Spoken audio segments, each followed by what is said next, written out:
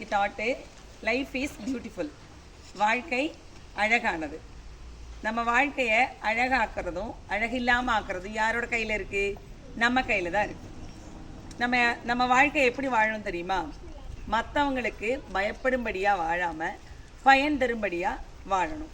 அப்போ உங்கள் வாழ்க்கையும் அழகாக மாறணும்னா நீங்கள் உங்களுடைய தினசரி வாழ்க்கையில் கிடைக்கக்கூடிய சின்ன சின்ன சந்தோஷங்களை கூடி ரொம்ப என்ஜாய் பண்ணுங்கள்.